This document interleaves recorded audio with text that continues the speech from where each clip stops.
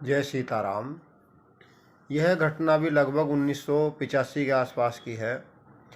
किसी परिवार में लगभग 10 सदस्य रहते थे। उनके पास खेती थी, बहुत अच्छा सुखमय जीवन था, समाज में उनका बड़ा मान सम्मान था और बहुत उनका परिवार खुशहाल था। तो उनके यहाँ लगभग 4 गायें थी, जिनमें 2 छोटी बछड़ी थी, 2 बड़ी गायें थी, बैल थे और उनके पास सब व्यवस्था साधन थी और बहुत सुंदर व्यवस्था उनके परिवार में थी। तो ये गांव की घटना है। तो एक बार क्या हुआ कि वो लोग कुछ आलसी हो गए और गाय के लिए घास लाने के लिए खेती में से, खेती भी उनके पास थी, सब चीज़ थी, लेकिन वो आलसी थे। एक सोचता था दूसरा कार्य करेगा, दूसरा सोचता तीसरा करेगा, तीसरा सोचता चौथा करता था। ऐसे वो लोग आलसी हो गए और गाय के लिए घास लाने के लिए एक दूसरे के प्रति निर्भर रहते थे। गाय का गोबर उठाना, गाय की साफ सफाई करना, गाय को नहलाना, ये सब वो आलसी बन गए सब लोग। तो एक बार उन्होंने क्या किया कि मंगलवार या शायद शनिवार का दिन था, उन्होंने एक बछड़ी, बहुत सुंदर सफ़ेद रंग की बछड़ी, उस ज़माने में लोग गऊ का महत्व नहीं समझते थे, या समझते थे तो वो जो है वो घर घर गाय थी, तो लोग जो है गाय के प्रति उतना वो नहीं था कि ध्यान देने वाली बात नहीं थी। तो उन्होंने एक गाय कसाई को दे दी। शायद दिन शनिवार का था या मंगलवार था, ऐसे ही था कोई। तो घर के जो बड़े बूढ़े थे उन्होंने कहा कि भाई आज तो मंगलवार है, आज गाय कसाई को मत दो, अथवा आज शनिवार है, आज तो मत दो।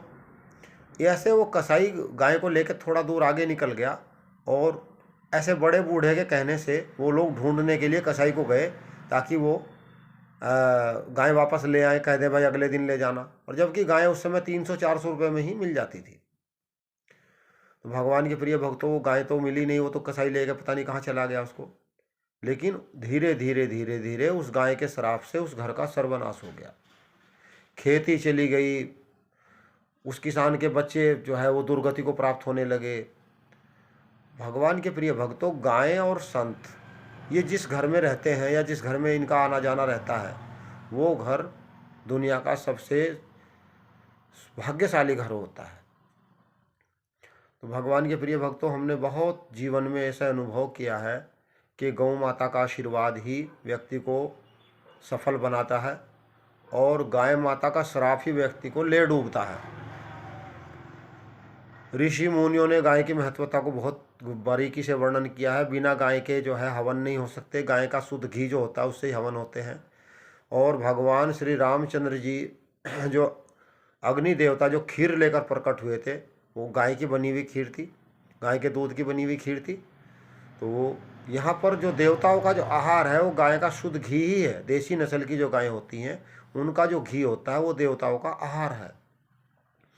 तो भगवान के प्रिय भक्तों, गौ माता जो है, हम लोग इसलिए गाय की बात करते हैं कि जो व्यापारी होता है व्यापार की बात करता है, जो किसान होता है वो खेती की बात करता है, जो राजनेता होते हैं वो अपनी राजनीति की बात करते हैं, जो डॉक्टर होते हैं डॉक्टर की बात करते हैं। हम लोग धार्मिक व्यक्ति हैं। हम लोग गाय माता और भगवान श्री कृष्ण और भगवान राम और भोलेनाथ जी, माता पार्वती, गणेश जी महाराज, हनुमान जी महाराज, हम सब लोग अपने धर्म ग्रंथों के प्रति हमें बहुत प्रेम है। गौ माता से बहुत प्रेम है। हम उसकी महिमा को अब जानते हैं। गौ माता जो है भगवती है, साक्षात देवी स्वरूपा है। और कहते हैं जब आदमी बैतरणी नदी पार करता तो वहाँ गाय की पूंछ पकड़नी पड़ती है।